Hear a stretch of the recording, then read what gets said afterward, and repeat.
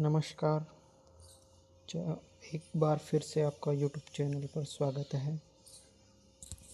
हम आज चरक संहिता का पहला चैप्टर दीर्घ अध्याय शुरू करेंगे, जिसमें हम आज आयुर्वेद अवतरण को पढ़ेंगे। तो आयुर्वेद अवतरण को इसमें पढ़ेंगे तो सबसे पहले चरक संहिता के बारे में हम जान लेते हैं। तो चरक संहिता एक काय चिकित्सा प्रधान ग्रंथ है। इस ग्रंथ के अंदर हम बात करें कि जो आज उपलब्ध जितनी भी आयुर्वेद की संहिताएं हैं, उन संहिताओं के अंदर जो चरक संहिता है सबसे श्रेष्ठ है। इसमें चिकित्सा विज्ञान के मौलिक तत्वों का जितना उत्तम बताया गया है, जिसकी व्याख्या की गई है, उसका कहीं और इसकी व्याख्या नहीं की गई है। इसी से प्राचीन विद्वानों ने कहा है कि चरकस्तु चिकित्सते। इसके साथ ही इस ग्रंथ के अंदर सांख्य, योग, न्याय, वैशेषिक, वेदांत, मीमांसा, इन आस्तिक दर्शनों के साथ साथ चार्वाक आदि नास्तिक दर्शनों और परोक्ष रूप में व्याकरण आदि वेदांगों का संकलन इस सुंदरता से किया गया है कि केवल इस एक ग्रंथ में विधिवत अध्ययन से अनेक विषयों में परिचित ही नहीं, बल्कि उनमें प्रौढ़ि भी प्राप्त की जा सके, यानी उनको अच्छे से जाना भी जा सकता है। तो इस ग्रंथ के बारे में हम बात करते हैं तो जो अग्निवेश तंत्र है जो चरक संहिता है, वो महर्षि अग्निवेश के द्वारा लिखी गई थी, जो पुनर्वसु आत्रेय के शिष्य थे। इसमें हम देखें तो ये कि जो अग्निवेश तंत्र है वो चरक संहिता है। सबसे पहले बात करते हैं कि ये चरक संहिता आई कहाँ से। तो जब पुनर्वसु आत्रेय जो उपदेष्टा हैं, यानी जिन्होंने इस ग्रंथ को कहा है, वो अत्रि के पुत्र एवं शिष्य थे। महर्षि अत्रि के पुत्र एवं शिष्य थे, जिनके कुल 6 शिष्य थे। अग्निवेश, भेड़, जूतकर्ण, पाराशर, हारित और शार्पणी। जो 6 शिष्य, इन 6 शिष्यों के अंदर हम बात करें तो अग्निवेश जो है वो सबसे बुद्धिमान थे। इन्होंने अपना ग्रंथ अग्निवेश तंत्र लिखा, जो सबसे ज़्यादा प्रचलित हुआ। अन्य जो शिष्य हैं उन्होंने भी ग्रंथ लिखे, लेकिन वो इतने प्रचलित नहीं हुए। जो समय के साथ साथ लोगों ने इसके अंदर परिवर्तन किए, जो आने वाले ऋषि मुनि हैं, जो बुद्धिमान व्यक्ति हैं, उन्होंने परिवर्तन किए। तो इसका जो संपूरक या जो अनुपलब्धि जन इसके अंदर जो कमी महसूस हो रही थी, इसको दृढ़ बल ने पूरा किया, जो कपिल बल के पुत्र थे। इसके साथ जब और भी समय के साथ आगे बढ़ते रहे, तो जो इसका प्रतिसंस्कार का मतलब होता है कि जो कमी है इसके अंदर उसको पूरा करना, उसको बहुत अच्छे से लिखना, और वो जो चीज़ बहुत ज़्यादा है, जिसका मतलब कोई ज़्यादा मतलब नहीं है, उसको कम करना, उसको प्रतिसंस्कार करते हैं, जो महर्षि चरक के द्वारा किया गया है, जो विशुद्ध के पुत्र और वैशंपायन के शिष्य थे, जो राजा कनिष्क के दरबार में राजवेद थे। इसके बाद में एक इम्पॉर्टेंट पॉइंट की बात करें, जो राजा आचार्य गंगाधर राय हैं, जिनका टीका है जल्प कल्पत्रु, ने चरक संहिता को अखिल शास्त्र विद्या कल्पद्रुम कहा है। और जो आचार्य चक्रपाणि हैं, उनका टीका भी है आयुर्वेद दीपिका। तो अब इसके बाद में अलग अलग जो ग्रंथ हैं, इन्होंने अलग अलग आयुर्वेद अवतरण को बताया, जो आपके सामने दिख रहा होगा। इसके साथ जो चरक ने किन किन चीज़ों को एक्सप्लेन किया है अपने टाइम के अंदर, उन्होंने अपने चीज माना है। तो इसमें चकाय चिकित्सा, शालाक्य, शल्य जो है शालाक्य हो गया, और इसके साथ इसमें आयुर्वेद चिकित्सा में शालाक्य तंत्र, कौमार भृत्य, भूर्ध्व विद्या, विष तंत्र, रसायन, वाजीकरण, ये 8 भागों के अंदर अष्टांग आयुर्वेद दिया है। इस प्रकार सुश्रुत ने भी दिया है, लेकिन उसके अंदर कुछ परिवर्तन किए गए हैं। तो इसमें सबसे पहले हमने बात की कि ये इस ग्रंथ का मूल ग्रंथ का संबंध क्या है, और इसको किसने दिया था, ये किस चीज़ के लिए प्रधान ग्रंथ है, इसको हमने बात की। अब हम बात करते हैं कि आयुर्वेद अवतरण में, इसके बाद में हम आते हैं चरक संहिता के पहले चैप्टर में, जो कि चरक संहिता के पहले चैप्टर में। अब इस चैप्टर के अंदर अपने को चरक संहिता के 8 भाग किए गए हैं, जिसमें जो 7 तो चतुष्क के अंदर बांटा गया है और 8वें भाग को 2 भागों में बांटा गया है, जिसमें भेषज चतुष्क है, स्वास्थ्य चतुष्क है, निर्देश चतुष्क है, कल्पना चतुष्क है, रोग चतुष्क है, योजना चतुष्क है, अन्नपान चतुष्क है। तो अन्नपान चतुष्क है, संग्रह द्वय है। तो हम इसके अंदर भेषज जो चतुष्क है इसके अंदर पढ़ेंगे। इस भेषज चतुष्क के अंदर हमें औषधियों का वर्णन मिलता है, जिसके बारे में हम पढ़ने वाले हैं। तो हम सबसे पहले पढ़ते हैं दीर्घ जीवितम अध्ययन। तो दीर्घ जीवितम अध्ययन की जो, हाँ याद है, दीर्घ जीवितम अध्ययन, तो इसकी जो मंगलाचरण है, मंगलाचरण से शुरू करते हैं। अथ अथो अथ अतः दीर्घ जीवितम अध्यायम व्याख्यास्यामः इति स्मः भगवान आत्रेय। तो इसमें जो अथ शब्द आया, जब कभी भी जो भी अथ शब्द आता है वो मांगलिक होता है। जैसे ओम, कभी भी कोई भी समारोह होता है, किसी प्रकार का यज्ञ होता है, वहाँ पर ओम का नाम लिया जाता है। उसी प्रकार जो अथ शब्द होता है वो भी क्या होता है, मांगलिक होता है, यानी शुभ माना जाता है। तो ब्रह्मा जी के कंठ से से निकले थे जो जो ये शब्द हैं, शुभ कार्य के आरंभ में प्रयोग किए जाते हैं। ग्रंथ के आदि मध्य अंत में मंगलाचरण करने की प्राचीन परंपराएं हैं। तो ये जो मैंने अभी कहा, तो ये प्राचीन परंपरा को ही आगे बढ़ाते हुए इसके अंदर ये मंगलाचरण कहा गया है। मंगलाचरण की परंपरा है। भगवान आत्रेय पुनर्वसु ने यह उपदेश दिया। तो ये जो चरक संहिता का उपदेश शुरू कर रहे हैं जो पुनर्वसु आत्रेय, तो इसमें कुछ इम्पोर्टेंट पॉइंट्स हैं, पहले उसकी बात कर रहे हैं, फिर अपन इस बुक के चैप्टर के पेजेस पे भी बात करेंगे। तो जब भगवान पुनर्वसु आत्रेय को आयुर्वेद का ज्ञान हुआ, तो उस आयुर्वेद को ज्ञान हुआ, उसके बारे में आगे बात करेंगे। तो आयुर्वेद का ज्ञान हुआ, तो इस पेज के ऊपर क्या लिखा हुआ है, फर्स्ट पेज के ऊपर जो इम्पोर्टेंट पॉइंट्स क्या लिखे हुए हैं मैं पहले बता रहा हूँ कि पुनर्वसु आत्रेय ने ये उपदेश तब दिया कि जब अग्निवेश आदि शिष्यों ने प्राणी मात्र के कल्याण और लंबी आयु की इच्छा से उनसे प्रश्न किए। मतलब जब उनको ज्ञान तो था, लेकिन जब उनके शिष्यों के द्वारा प्रश्न किए गए प्राणी मात्र को बचाने के लिए, रोगों से मुक्त करने के लिए हित वचन कहे, तो उनको उस आयुर्वेद के ज्ञान को देने के लिए सही और उचित शिष्य मिल गए।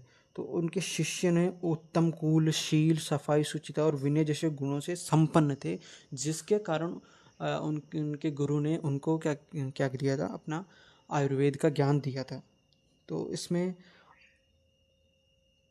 ये इसके अंदर पहले पेज के अंदर ये लिखा हुआ है,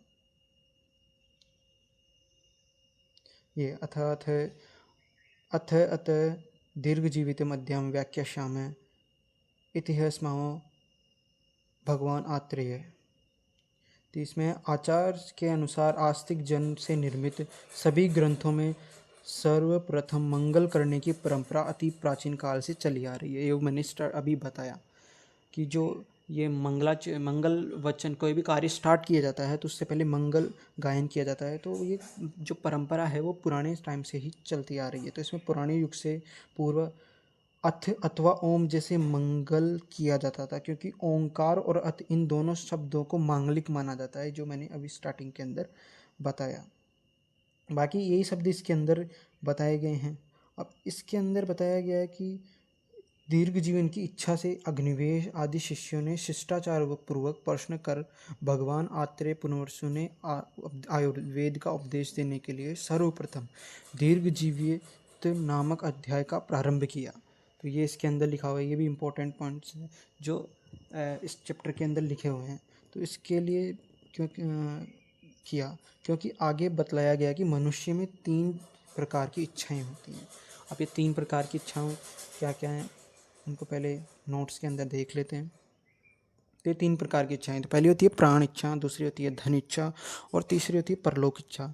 तो प्राण इच्छा होती है कि जीवित रहने की इच्छा होती है, कि जब हम अपना स्वास्थ्य अच्छा रहेगा, हम लंबे टाइम तक जीवित रहेंगे। तो ये मनुष्य की 3 इच्छाओं के अंदर सबसे महत्वपूर्ण इच्छा होती है प्राण इच्छा, क्योंकि अगर प्राण ही नहीं रहेंगे तो आगे आने वाली जो दो इच्छाएं आपको दिख रही हैं, धन इच्छा और परलोक इच्छा, इनका कोई अर्थ नहीं रहेगा। धन इच्छा के अंदर हम बात करें तो आजीविका और धन कमाने की इच्छा कि जब प्राण रहेगा, हम सही से स्वस्थ रहेंगे, तो हम अपनी दक्षतापूर्वक कार्य कर पाएंगे, जिससे हम अपनी आजीविका चला पाएंगे, धन अच्छे से कमा पाएंगे। परलोक इच्छा, तो जब हम सारे सांसारिक सुखों का भोग कर लेंगे तो उसके बाद में हम परलोक इच्छा यानी मृत्यु के बाद में हम मोक्ष को प्राप्त कर पाएँ। ये इच्छा, मनुष्य की 3 इच्छाएं होती है। प्राण इच्छा इनमें सबसे महत्वपूर्ण होती है, क्योंकि प्राण ही नहीं रहेंगे तो इनका कोई अर्थ भी नहीं रहेगा। तो इसके अंदर सब ये बातें हमने बताई। अब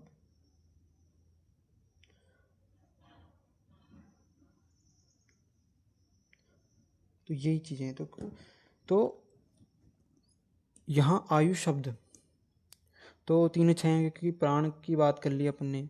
दीर्घ जीवित प्राप्त करने के लिए ऋषियों ने आयुर्वेद का जो उपदेश है वो सुनाना चाहा। भगवान आत्रेय ने उसी का प्रथम उपदेश किया। तो यहाँ पर इच्छाएं आ गई। अब प्राण यानी प्राण कब रहेंगे? प्राणों को बनाए रखने के लिए हमें लंबी आयु की आवश्यकता है।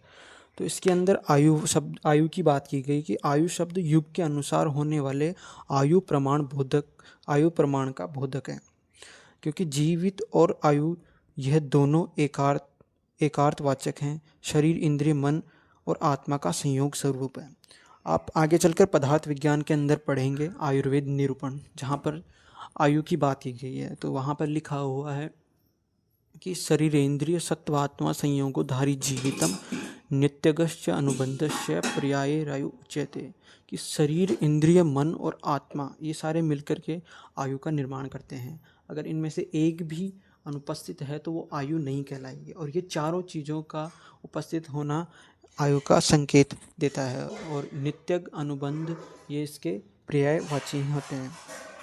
तो इसमें बताया गया है कि जो अलग अलग समय था, अलग अलग युग थे, उसके अनुसार वहाँ पर अलग अलग आयु थी। जिसे आयु की बात करें तो मनुष्य में आयु जो थी, जो ये लिखा हुआ है 400 वर्ष थी सतयुग के अंदर, त्रेता में 300 वर्ष, द्वापर में 200 वर्ष, कलयुग में 100 वर्ष ये बतलाई गई हैं। तो ये आ गई। आयु क्या होती है इसके बारे में बता दिया। तो दीर्घ जीवन का अर्थ है सैकड़ों वर्षों से, यानी जो सैकड़ों वर्षों तक स्वस्थ रहने की इच्छा की कामना, युग अनुसार पूर्ण आयु प्राप्त, यानी जितने जो युग हैं उस युग के अंदर जितनी आयु डिसाइड की गई है उतनी आयु को वो व्यक्ति जी ले, उसको वही दीर्घ जीवन को प्राप्त करना था। तो आयुर्वेद का मुख्य लक्ष्य केवल जीवित रहना नहीं है, बल्कि पुरुषार्थ चतुष्टय की प्राप्ति करना भी है, यानी धर्म, अर्थ, काम, मोक्ष। तो आयुर्वेद का मुख्य लक्ष्य यह है कि जो मुख्य उद्देश्य है कि स्वस्थ व्यक्ति के स्वास्थ्य की रक्षा करना। जब स्वस्थ व्यक्ति स्वास्थ्य रहेगा, जो स्वस्थ व्यक्ति है उसका स्वास्थ्य बना रहेगा, तो वो दीर्घ जीवन की तरफ बढ़ेगा, उसकी दीर्घ आयु होगी और वो अपनी दीर्घ आयु के अंदर धर्म, अर्थ, काम का पूर्ण उपयोग करेगा और अंत में मोक्ष को प्राप्त करेगा। तो धर्म, अर्थ, काम, मोक्ष की प्राप्ति और निरोगी और लंबी आयु का अनिवार्य रूप से प्राप्त करने के लिए किसकी आवश्यकता है? आयुर्वेद के नियमों को अपनाने की आवश्यकता है इसके लिए। तो अब हम पढ़ रहे हैं दीर्घ जीवित अध्याय, वो भी सूत्र स्थान के अंदर। तो इसमें सूत्र स्थान का मतलब बताया गया है इम्पोर्टेंट पॉइंट्स में, कि इस भाग में सूत्र स्थान के लिए कहा गया है कि जैसे धागा फूलों को माला में पिरोता है, वैसे ही सूत्र स्थान संपूर्ण संहिता के विषयों को संक्षेप में गूंथ कर रखता है। जब मैंने शुरुआत के अंदर आपको पढ़ाया था कि तंत्रकर्ता में अग्निवेश लिखा हुआ है और वहाँ पर लिखा हुआ है सूक्ष्म रूप। जो अग्निवेश थे उन्होंने सूक्ष्म रूप के अंदर बताया गया है इसको। तो परिभाषा में सूत्र वह है जो कम अक्षरों वाला होता है। यहाँ पर जो सूत्र किस का मतलब समझाया गया कि सूत्र जो होता है वो कम अक्षरों वाला होता है, बहुत गहरा अर्थ देता है। अब इसके अंदर जो है फंडामेंटल एलिमेंट्स के बारे में बताया गया। अनुबंध चतुष्टय, एक होता है विषय, किसी विषय को जानना, उस विषय का उद्देश्य क्या है, उस विषय का संबंध क्या है, उस विषय का अधिकारी क्या है। तो विषय है हेतु, दोष और औषध ज्ञान। यानी हम आगे चलकर त्रिसूत्र पढ़ेंगे जहाँ पर हम हेतु यानी कारण और जो दोष हो रहे हैं और उनसे कैसे छुटकारा पाए उनके बारे में पढ़ेंगे। प्रयोजन, प्रयोजन यानी जैसे हम विषय है आयुर्वेद, तो आयुर्वेद का प्रयोजन क्या है, जो मैंने स्वस्थस्य स्वास्थ्य रक्षणम आतुरस्य विकार प्रशमनम च। और इसी प्रकार धातु साम्य क्रिया च उक्ता तंत्रस्य अस्य प्रयोजनम। इसी प्रकार है कि संबंध क्या है, कि शास्त्र, जो शास्त्र है और वो जो अर्थ दे रहा है, उस दोनों के बीच में क्या संबंध है। अधिकारी, अधिकारी है कि जो सीख रहा है उस ग्रंथ को, जैसे अपन अभी इस ग्रंथ को सीख रहे हैं, ज्ञान सीखने वाला जिज्ञासु शिष्य है, तो अपन वो अधिकारी है। तो महान शास्त्र, किसी भी महान शास्त्र की गणना करने के लिए इन 4 तत्वों का होना आवश्यक है। ये आपके सेकंड पेज, जो चैप्टर शुरू हो रहा है उसका चैप्टर के सेकंड पेज पे लिखा हुआ है। यहाँ पे मैं आपको बता देता हूँ, यहाँ पे ये सब चीज़ों को बारे में लिखी हुई है। ये रहा शिष्य सूत्र, इनके बारे, ये चारों अनुबंधीय सूत्र के बारे में लिखा हुआ है यहाँ पे इसके अंदर।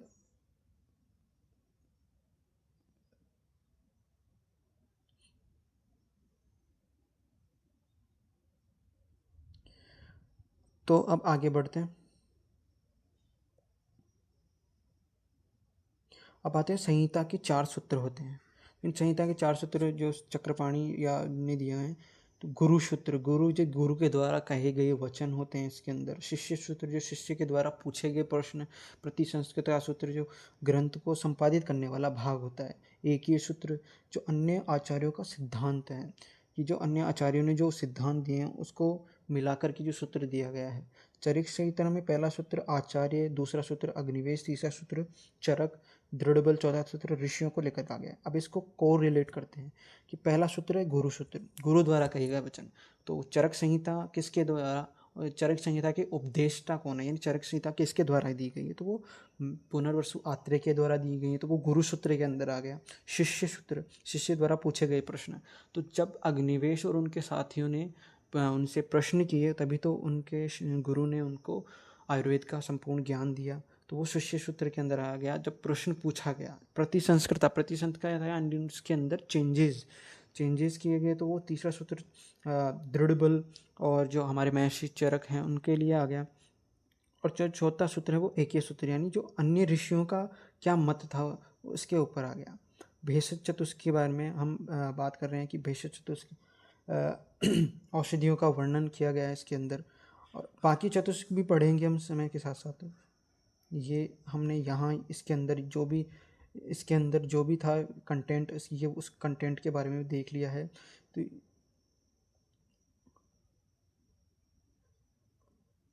जो भी कंटेंट इनके अंदर था, उन कंटेंट्स के बारे में हम बात कर चुके हैं। अब आगे बढ़ते हैं। अब ये भेषज चतुष्की आप पढ़ सकते हैं इसके अंदर, कि इसके अंदर मुख्य रूप से ये जान लीजिए कि औषधियों का वर्णन होता है।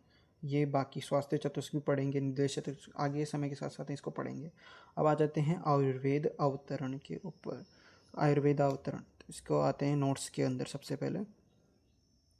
तो आयुर्वेद अवतरण जो हमारा मुख्य टॉपिक है, इतनी देर तक हम आयुर्वेद और चरक संहिता, अग्निवेश, पुनर्वसु आत्रेय इनके बारे में जान रहे थे। तो दीर्घ जीवित और आयुर्वेद के मूल सिद्धांत की बात में आयुर्वेद अवतरण। तो दीर्घ जीवितम अन्विच्छन् भारद्वाज उपागमत इंद्रम उग्र तपा बुद्ध्वा शरण्यम अमरेश्वरम। अब तो यहाँ पर देखिए, सबसे पहले BMS जो एग्ज़ाम होता है उसके अंदर आपको MCQs आते हैं। तो MCQs के अंदर आपको किसी भी शब्द का अर्थ पूछा जा सकता है।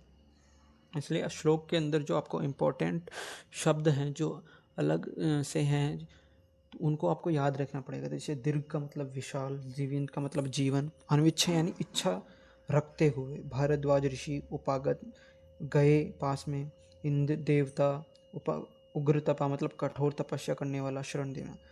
तो इसके अंदर यह है कि कठोर तपस्या करने वाला, दीर्घ जीवन की इच्छा रखना हुआ भारद्वाज ऋषि इंद्र को शरण्य समझकर, अर्थात शरण में जाता है, उसकी रक्षा करना अपना कर्तव्य समझते हैं और कष्ट को दूर करने में समर्थ है। इसलिए अब आपको समझ में नहीं आएगा तो अब समझाते हैं कि जब सतयुग, द्वापर, त्रेता और कलयुग ये युग हैं, तो जब समय के साथ साथ जब युगों के अंदर स्टार्टिंग के अंदर किसी प्रकार की बीमारी नहीं थी, क्योंकि वो आयुर्वेदा को फॉलो करते थे। लेकिन टाइम के साथ जैसे जैसे बढ़ा, तो एक युग के बाद दूसरा युग आया, तो उसके बाद क्या हुआ कि लोगों ने आयुर्वेद को फॉलो करना कम कर दिया। इसलिए जहाँ की ज्वर आदि जैसे रोग हैं, जो लिखे हुए हैं कि जो ज्वर आदि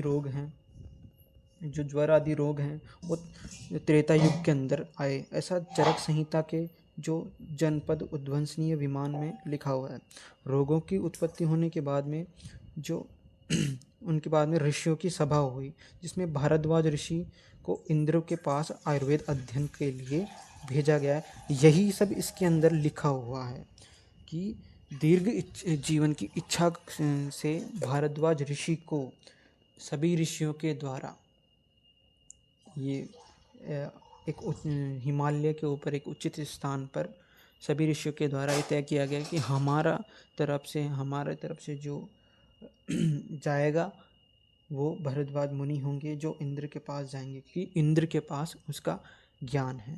अब इंद्र के पास उसका ज्ञान कहाँ से आया, इसके बारे में हम बात करेंगे। अब इंद्र के पास जाना साधारण मनुष्य का काम था नहीं, इसलिए जो उग्र तपा यानी कठोर तपस्वी होने के कारण जिन अपने तप के बल पर वो अपने सहज शरीर यानी शरीर के साथ ही इंद्र लोक के अंदर प्रवेश कर गए, अपने सहज शरीर इंद्र के पास गए थे। इसलिए अमरेश्वर किसका पर्याय है, इंद्र का ही पर्याय है, के पास भारद्वाज के पास गए। आयुर्वेद अनादि है, क्योंकि आयुर्वेद सृष्टि के नियमों पर आधारित है, जो हमेशा उपस्थित था। ब्रह्मा जी ने इसे बनाया नहीं, बल्कि इसका स्मरण किया। ये बहुत ही इम्पोर्टेंट लाइन है, स्टार लाइन है।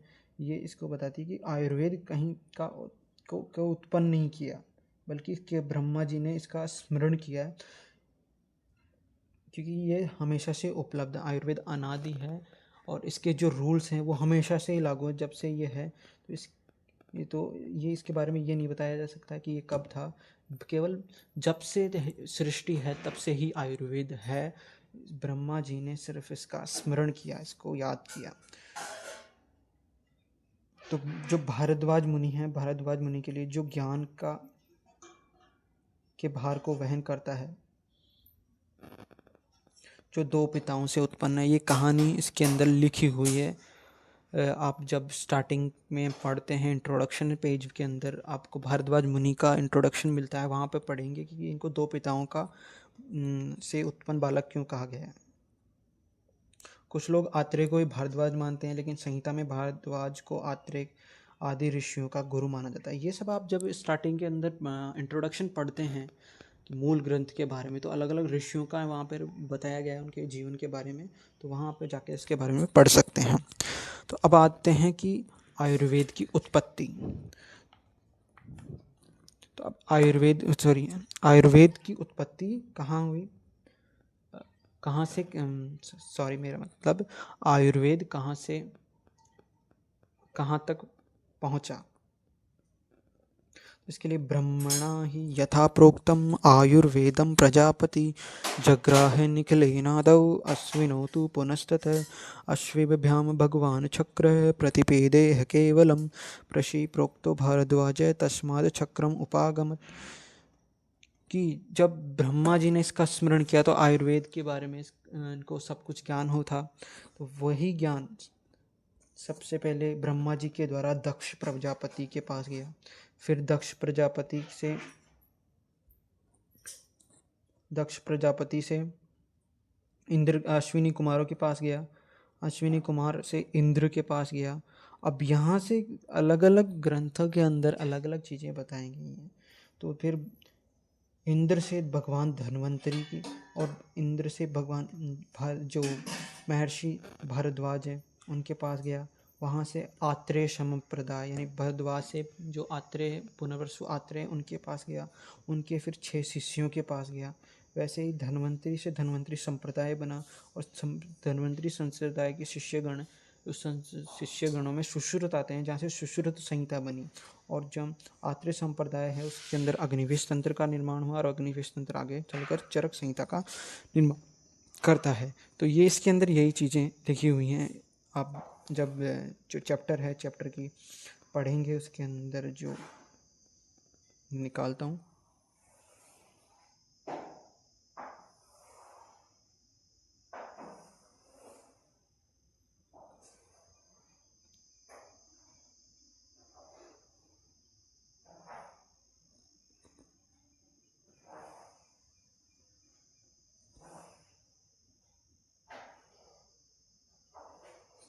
अब बात करते हैं आगे।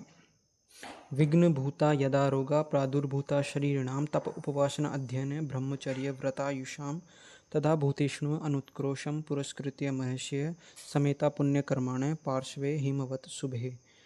कि जब आयु पर्यंत तपस्या उपवास अध्ययन ब्रह्मचर्य व्रत करने वाले देहधारी जो महर्षि हैं, वो जो सांसारिक जो रोग उत्पन्न हो रहे थे, जो उन रोगों को दूर करने के लिए, जो सामान्य मनुष्यजनों की रक्षा के लिए उन्होंने समस्त प्राणियों पर दया भाव करने वाले ऋषियों ने पुण्य कार्य करने वाले महर्षियों ने हिमालय की जो पर्वत था वहाँ पर जाकर एक जो सुंदर भाग था वहाँ पर ये सभी लोग इकट्ठे हुए, और वहीं पर इन्होंने तय किया कि भारद्वाज मुनि को इंद्र के पास भेजा जाएगा। तो इसके अंदर यही लिखा हुआ है बस कि विघ्नभूता मतलब रुकावट बनना, रोगों के बारे में। जब रोग यानी प्रादुर्भूता यानी रोग जब अपने बहुत ही भयंकर रूप से उत्पन्न होने लग गए थे, तो आयुर्वेद का ज्ञान लेने के लिए, इसको दूर करने के लिए इन्होंने सबने एक मीटिंग बुलाई थी। इस मीटिंग के अंदर भारद्वाज मुनि को चुना गया अपना कैंडिडेट, जो कहाँ जाएगा, इंद्र के पास ज्ञान लेने, आयुर्वेद का ज्ञान देने जाएगा। फिर वहाँ से इंद्र से उन्होंने ज्ञान लिया, फिर आत्रेय संप्रदाय से पहुँचा धर्मंतरी, ये हमने पर बात कर ली। यही सब इसके अंदर लिखा हुआ है, और ये इन ऋषियों के नाम हैं जिन ऋषियों से बारे में बताया गया। तो यहाँ पर इम्पोर्टेंट पॉइंट्स क्या है वो, कि इसके अंदर हूयमान इग्वाग्नेय, ये महर्षियों के संदर्भ में कहा गया है। ब्रह्म ज्ञानस्य निधियो दमनस्य नियमस्य च तप तेजसा दीप्ता हूयमान इग्वाग्नेय। तो हूयमान की हूयमान इग्वाग्नेय ये किसके संदर्भ में कहा गया है, ये प्रश्न आ सकता है। महर्षि पुण्य कर्माणि आ गया। जब प्राणियों के तप उपवास अध्ययन ब्रह्मचर्य और लंबी आयु के मार्ग में रोग बाधा बनकर उत्पन्न होने लगे, तब प्राणियों के प्रति दया भाव रखकर पुण्य कर्म करने वाले महान ऋषि गण हिमालय के पर्वत पर अत्यंत शुभ और सुंदर स्थान पर इस समस्या के समाधान के लिए एकत्र हुए। सभी ऋषियों के पास ब्रह्म ज्ञान दमन नियम को खजाना था, एवं हवन से प्रज्वलित अग्नि के समान तपस्या से तेज से दीप्तमान है। ये महर्षि हिमालय के सुंदर भूभाग में सुखपूर्व सभा में बैठकर इसका वक्ष्यमान पूर्ण कथा की चर्चा करने लगे। अब इसके बाद बात किया, आरोग्य जो है यानी जो स्वास्थ्य है व्यक्ति का, वो धर्म अर्थ काम मोक्ष चार चतुर्साष्टों का मूल है। ये हमने स्टार्टिंग के अंदर भी देखा। रोग इन पर अपना प्रभाव डालते हैं। जब रोग उत्पन्न होते हैं तो ऋषियों के द्वारा शांति का उपाय खोजा गया। तब भगवान शक्र यानी इंद्र, शक्र ये इंद्र का ही पर्याय है, कि शरण में जाने का विचार किया। ऋषियों के द्वारा तय किया गया कि भारद्वाज ऋषि ही इंद्र के पास जाएंगे। जब भारद्वाज ऋषि इंद्र के भवन में पहुंचे तो देवताओं के द्वारा उचित सम्मान दिया गया। अत्यंत बुद्धिमान ऋषियों का वह उत्तम संदेश इंद्र को सुनाया। यानी जो भारद्वाज ऋषि हैं उनका स्वागत किया गया इंद्र के द्वारा, और फिर उनको उचित स्थान दिया गया। फिर इंद्र जो भारद्वाज ऋषि हैं उन्होंने इंद्र को सारा व्याख्यान सुनाया। उसके बाद में भारद्वाज ने कहा कि हे अमर प्रभु, सभी प्राणियों को भयभीत करने वाले रोग उत्पन्न हो गए हैं, कृपया उनकी शांति का उपाय बताएं। तो ये इसके अंदर जो जो आपके पेज सामने चल रहा है, इस पेज के अंदर यही लिखा हुआ है। ये अब यहाँ पर आता है एक वर्ड, दीप्यमान मिवालन। ये किसके संदर्भ में आ गया है? अब दोनों वहाँ पर अग्नि के समान प्रज्वलित, ये है। इसका अर्थ आप देख सकते हैं इसके अंदर कि जहाँ अग्नि के समान दीप्यमान, तो ये कौन है? अग्नि के समान दीप्यमान कौन है? इंद्र। और जबकि हवन की अग्नि के समान दीप्यमान कौन है? हूयमान इग्वाग्ने है। तो ये किसके लिए आया है? महर्षि के लिए। तो ये दोनों एक क्वेश्चंस बन सकते हैं। तो आपको इनके अंदर जो श्लोक हैं, स्टार मार्क किए हुए श्लोक हैं, उनको तो याद करना ही है। और इसके अलावा इनके अंदर जो श्लोकों के अंदर जो इम्पोर्टेंट पॉइंट्स आ जाते हैं, जैसे ये अभी पॉइंट आ गया दोनों, ये इंद्र के संदर्भ में क्या है और महर्षि के संदर्भ में, ये इसके अंदर लिखा है। ये इतना ही इसके अंदर एक्सप्लेन किया गया है। फिर आता है हमारा जो महत्वपूर्ण सेगमेंट है, हेतु लिंग औषध ज्ञानम।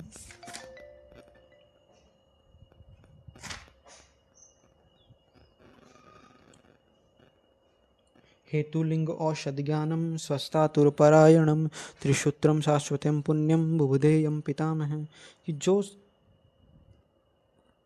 कि जो स्वास्थ्य व रोगियों के लिए उत्तम मार्ग बताने वाला, जो रोगों के कारण लक्षण औषध ज्ञान को देने वाला शाश्वत है, जिसे ब्रह्मा जी के द्वारा स्मरण किया गया है, वही त्रिसूत्र आयुर्वेद, और इसको त्रिस्कंद आयुर्वेद कहा गया है।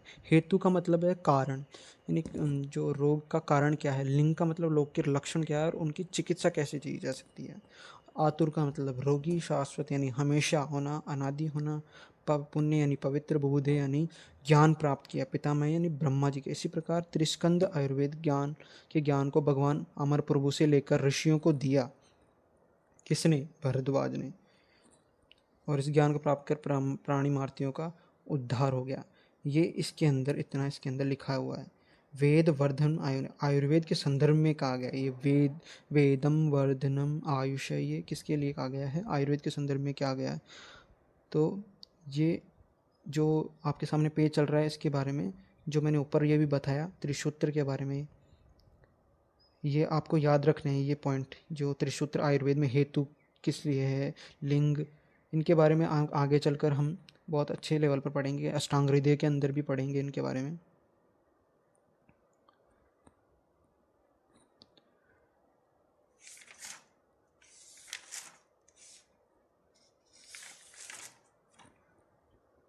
तो आज के वीडियो में इतना ही। हमने जो आयुर्वेद अवतरण और आयुर्वेद इतिहास को पढ़ा। मैं जानता हूँ कि मैं काफ़ी अटक अटक के बोल रहा था कहीं पर, कई सारे पॉइंट्स पे, क्योंकि मैं एक कंटेंट क्रिएशन की दुनिया में नया हूँ। तो आप थोड़ा सपोर्ट करें और थोड़ा कॉम्प्रोमाइज़ करें, धीरे धीरे बोलना आ ही जाएगा। तो मैं आपसे सपोर्ट की आशा रखता हूँ। तो अगर आपको अच्छा लगा हो तो बिल्कुल आप चैनल को लाइक करें, शेयर करें और सब्सक्राइब करें। मिलते हैं इस प्रकार नए वीडियो के अंदर। बहुत बहुत धन्यवाद।